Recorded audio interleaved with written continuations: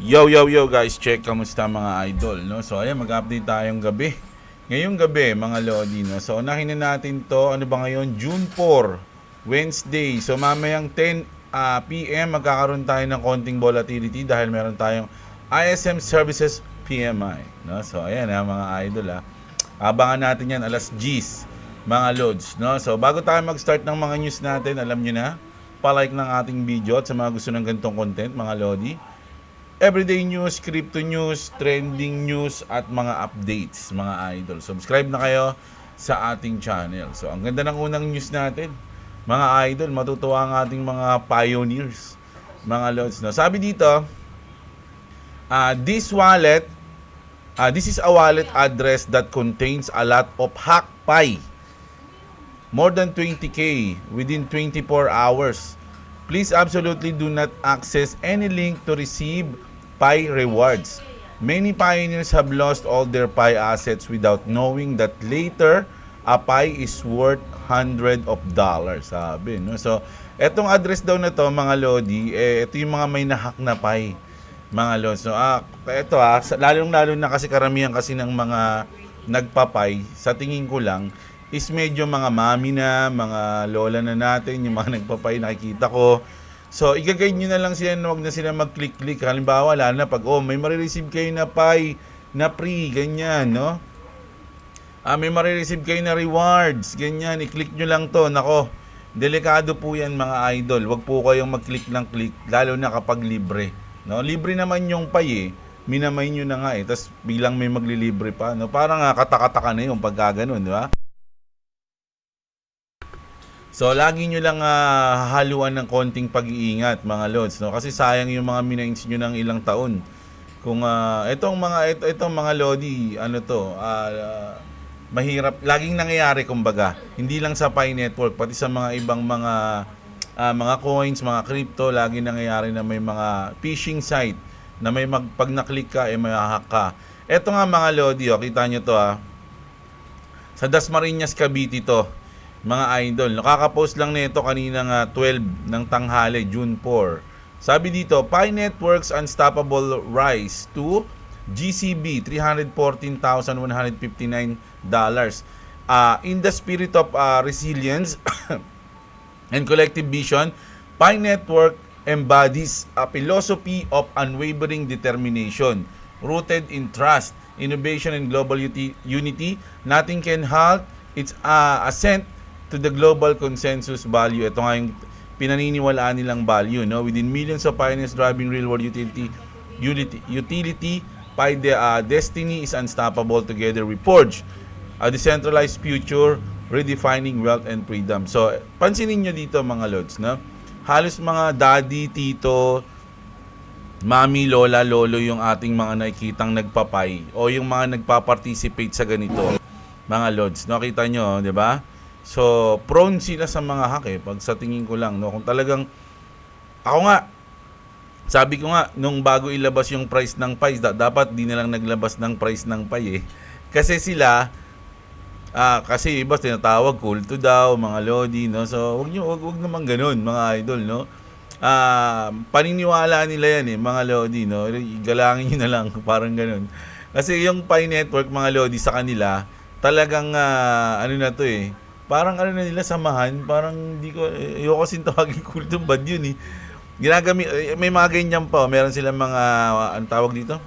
May mga product, no? Nakapunta na ako sa isang ganito, mga lodi, kasi nakita ko nag-live, malapit lang sa amin, diba? Tapos pinuntahan ko, sabi ko, uy, anong meron doon? Kasi di wala pa nga ako sa KYC ko Gusto ko magtanong sa kanila.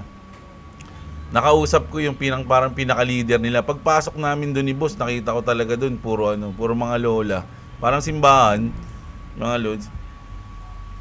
So sila naniniwala sila na ganito yung magiging price ng Pi, mga idol, no. So, yan yun na lang sila kung gusto nila yung ganyan. 'Di ba? Pero kung willing silang ma-educate, no, dapat open-minded din sila. Kaya lang kasi ang napansin ko sa mga ganito, mga idol, pasensya na, opinion ko lang, no. Napansin ko sa mga ganito, kasi matatanda na sila, mga lods Hindi mo na sila parang yung kahit na ano pang salita mo sa kanila, meron na silang parang pinaniniwala, mahirap na silang kumbinsihin. Parang ganun mga lodi, no? So, ayun yung balita ko sa Pai, ha. May mga naghahanap kasi ng balita sa Pai, eh, mga idol, no? So, sana nga, mag-pump yung Pai. Tignan natin kung magkano yung price ng Pai ngayon. 0.6, mga idol, no? So, nasa 0.6 tayo ngayon sa Pi Network. So, kung pioneer ka o naniniwala ka sa Pi Network, good to buy yung ganyang price kasi nasa baba siya, yung nasa bottom siya. Umangat lang ng dito yan, balikan niya lang yung 1.7, paldo ka na dyan. Yeah? So, good to buy yan mga idol. Kung gusto niyo talaga yung Pi, ha. Pero hindi ko sinasabing bumili kayo, mga lodi, no? I'm not a financial advisor. Lagi kong sinasabi yan. No, pag-aralan niyo yung mga coins, mga lodi, no? Maging ano kayo, maging educated kayo sa mga coins, lalo na kumbaga na-expose na kayo sa crypto, eh, 'di ba? Pag Pi, kumbaga dati Pi ka lang, Pi ka lang, eh. Init ba? Dati Pi lang, ngayon nagkaroon na sila sa mga crypto exchange. Nakita mo na ay may mga crypto rin pala, no? Hindi lang Pi. So explore mo na, pag-aralan mo na lahat, mga lods, no? So, ganun. Ayan. Balik na tayo sa XRP. Eto, kasi tinitignan natin, may magiging volatile mamaya, eh. Nasa na ba? 104. O, ito, balita na natin to. Ayan. Si James Wynn kasi meron siyang trade. 'Di ba? So, sabi niya rito, market manipulation again, yeah? Mate, yeah? What's up, yeah? Sabi niya ganun. So, liquidated price niya raw is 104,720.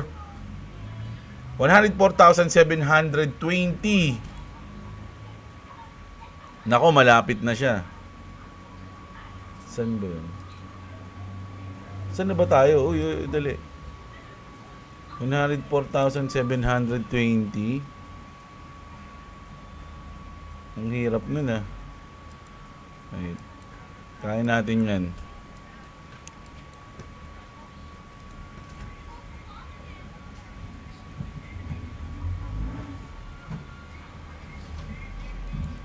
Sabihin na natin dito, liquidated na siya. Naku! Ay! Saan na natin natamaan, ah. Muntik na tamaan si Idol, mga lodi. Ano to, 20 ba yun? Kapul na ata, 58. 758. So, ayun yung kanyang liquidation. Mga idol, nasa 700. Kasi kanina lang to, ngayon lang gabi to, mga lodi, 8 PM. Nakita niyo yan, no? So, post niya yan. So, parang sinasabi niya, nako, ililiquidate nyo na naman ba ako bago mag-pump yung market? Sabi niya ganyan, no? So, tignan natin kung maliliquidate siya. Nako, mukha ngang maliliquidate to. Ano sa tingin nyo, mga lods? Mukha, no? Tatamaan, oh. Grabe. Talagang ayaw nilang manalo si James Wynn, ha. Gusto nila talaga ma-James lose, mga idol, no? So, mamaya tignan natin yung update dyan kung tatamaan yan, mga lodi. So, ngayon, sa muna tayo? XRP lang muna tayo tumapat, mga idol, no? Consolidation kasi ngayon sa XRP, eh. So, 10 PM, mamaya, makikita natin, gagalaw yung market. So, 1 oras from now. Na? So, ito naman, sabi ni Trump dito, Trump to the Fed chair, lower the rate. So, magkakaroon ba tayo ng emergency cut rate, mga idol? No? Odd number out, sabi, too late, Powell. You must now lower the rate. He is unbelievable. Europe has lowered 9 times, sabi ni Trump. Ito yung post ni Trump, mga idol, no? Ba't kasi hindi pa nag-lower ng rate si Jerome Powell, sabi ni Trump, di ba? Yung Europe nga, 9 times nang nagbaba. You are unbelievable. Sabi niya dyan, mga lods. So, kaya siguro sa next natin, malamang mag-cut na ng rate. Pag hindi pa nag-cut yan, ako talagang ginagalit niya na si Trump, mga lods, no?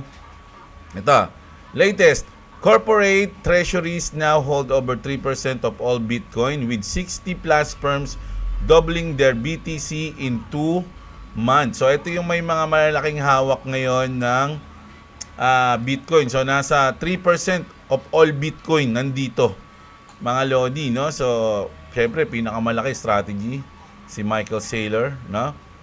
So, ayan. Pinakamababa yung Leap Branch Incorporated o Incorporation, 3.9. mga lods, no? O, ito. So, ito naman, ito nakakatawa to kasi yung strategy na site, nagbebenta sila ng strategy Bitcoin Thai. Ayan, sabi dito, Michael Saylor's company strategy is now selling Bitcoin Thais, no? Ito nga, for $80, no? Plus shipping tax. No, so $80, magkano ba $80 ngayon? Check natin yung $80. Mahal naman ng ano na yun, Thai na yun. Basta Tagalog ng Thai, boss. Necktie, ay tawag doon. Kurbata, yun, $80. 4,462. Isang kurbata. Mga lodi, no? Sabi dito, no? The funniest part, eto na yun. The funniest part, they only accept payat. Mga lodi, no? So, kailangan nila USD, no? Dollar or something. Ayaw nila ng Bitcoin. Sabi dito, it's a peak irony these Bitcoiners spend all day shilling BTC but won't accept it as payment because it's slow and useless, sabi niya. At the end of the day, they're just milking their sheep. That ugly tie also probably cost 4 cents to make it some sweatshop in China. Sabi niya ganun, no? So, ang point doon, hindi natin naano yung taya. Ang point doon, parang sinabi niya, hindi sila tumatanggap ng Bitcoin. Mga Bitcoiners nga sila, di ba? Umbaga, mga Bitcoin maxi sila, but ayaw nila tumanggap ng Bitcoin bilang bayad. Kasi nga, sabi dito, Bitcoin is slow and useless. Sabi, how ironic daw, oh, di ba? Grabe naman yan si Jacob, galit. ito ang kulit nang nangyayari ngayon, mga Lodi, kahit si David Schwartz di niya ma-explain. No? Kasi Trump meme, sabi niya rito, this is a very bizarre situation. Both Magic Eden and Get Trump memes have posted this announcement. No? Ito daw yung announcement na yan. But Donald Trump Jr. and Eric Trump says the Trump organization has zero involvement. Di ba? But Get the Trump memes, ito yung may pakanan ito, is owned by Fight LLC, which launched the official Trump coin and is so owned by CIC Digital LLC, part of the Trump organization. So, hindi sila kumbaga, eto mga to nagpo-post, pero sila Trump sinasabi, yung mga anak ni Donald Trump, wala kaming ano diyan. Zero involvement kami diyan, no? Pero sila yung may hawak sa Trump organization. 'Di ba? So nalilito na ngayon yung mga tao, ano ba talaga? Were both accounts hacked to post a fake announcement? That seems very unlikely. What is going on here? Sabi dito ni David Schwartz, mga lodi, no? So, grabe to mga idol, no? Hindi natin alam kung ano yung, kasi ayoko na sanang basahin yung kay kasi si Jacob King, mga lodi, kontra talaga to, mga lodi. Ito, sige, basahin na natin. Dahil kasi dito sa post na to, parang naging tama yung sinabi niya dito. Sabi niya dito, Eric Trump is going all in on crypto and relentlessly promoting fraudulent scheme to enrich himself and his family. Because he knows he'll be pardoned if charged with any wrongdoing. So, syempre, hindi naman siya makukulong. Ipapardon siya ng kanyang daddy. Why? Because Biden set the president by pardoning his son, Hunter. Family pardons created a slippery slope. It's now becoming the norm to commit crime under the assumption of being above the law. Deeply unethical and corrupt, sabi mga lodi, no? So, ito, hindi na, kasi halimbawa, nagkaroon ng problema dito, mga idol, no? Nagkaroon ng dumping o rug pull. Sasabihin lang nila Eric Trump tsaka ni Donald Trump Jr., sinabi na nga namin na hindi kami kasama dyan, Pero, kung titignan mo, sila yung mga nasa Trump organization. Anong yun? Kung nasa isang grupo sila, di ba? Tapos sasabihin, zero involvement. Diba? So, anong masabi nyo dyan, mga idol, no? So, ito. Sabi ng Cointelegraph, Ripple released its 2024 impact reports with 21 million in new donations. Ang laki niyan, mga lodi, no? So, over 200 million in total na, no, mga idol. Hindi lang yan ang adoption. Ay, kasi yun, donation, So, ito naman, major Chinese company Weebooz, itong bigat ng news na to, has officially filed with the SEC for 300 million in XRP treasury management. Boss, mga idol, Chinese to China to, Chinese tuloy. China to mga lodi, Chinese company to. Mga idol, no? 300 million dollars, no? In XRP treasury management. Grabe naman yung adoption na yun, di ba? So sabi dito, as we approach the launch of the RealFi ecosystem, ibang news na to and the unlocking of the 654.39 trillion global real estate market on the XRP Ledger, we are proud to announce the successful completion of XRP Ledger stress test. So tinest kasi nila mga idol kung kaya ba talagang tumakbo sa XRP Ledger nung ganung kalaking volume. These rigorous validations confirm that XRP Ledger can seamlessly handle transaction volume exceeding 654 trillion. Mga lodi, basic na basic lang. No, hindi naglalag, hindi nagme-maintenance. Grabe yan, 600 trillion, no. The milestone underscored the exceptional scale, efficiency, and reliability of the technology that forms the foundation of RealFi ecosystem, paving the way for transformative shift is real estate finance. Sabi niya, additionally, our team is proud to have talked and met with the Ripple team during the development of RealFi over the last 2 years to discuss XRP Ledger technical capabilities.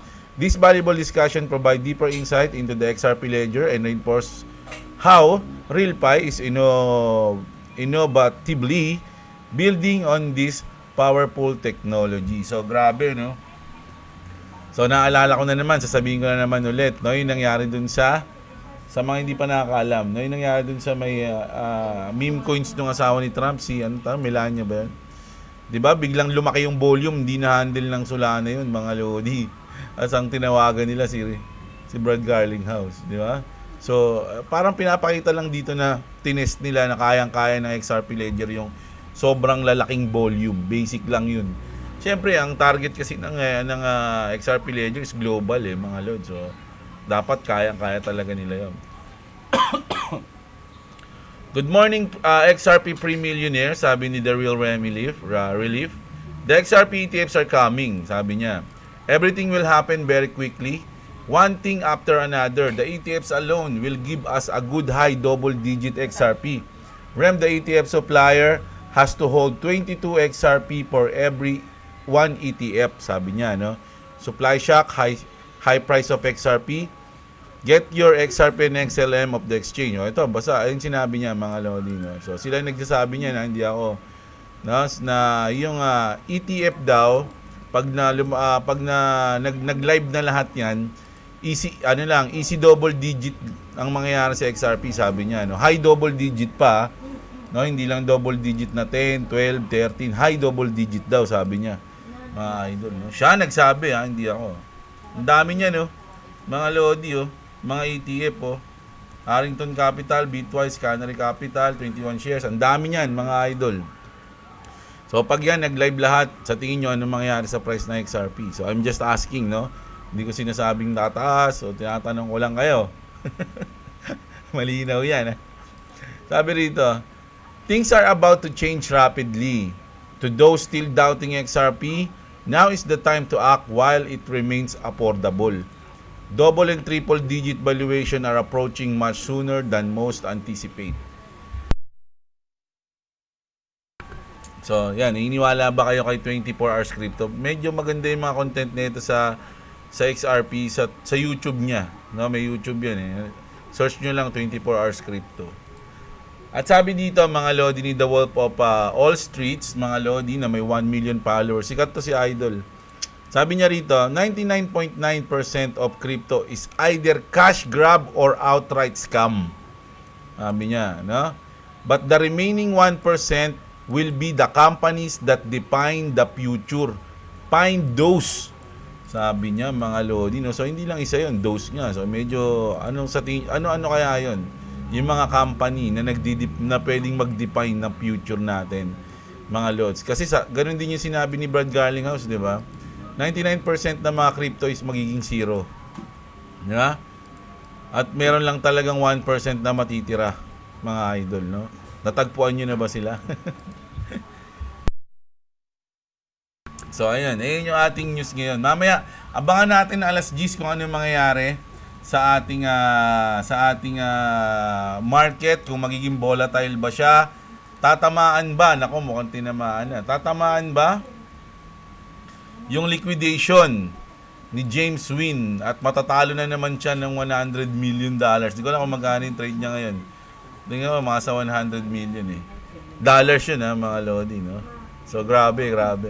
So, ayan. So, ayun lang muna yung update natin ngayon, mga Lodi. Medyo kasi ako ngayon, mga Lods, may pupuntahan ako. Pasensya na kayo kung hindi ako makapagbasa ng comment. Bukas, promise, magbabasa ako ng comment umaga, mga idol. May lakad ba tayo umaga bukas? Wala? Meron? Ano? Wala? Meron daw pala kami. Pero mag-upload ako bukas, mga idol, no? Pero sige, babawi ako, mga idol. So, bukas, kita-kits tayo. Maraming salamat. Huwag nyo kalimutang i-like yung video. Sa mga wala pang crypto exchange, andyan yung BitGet link natin sa baba.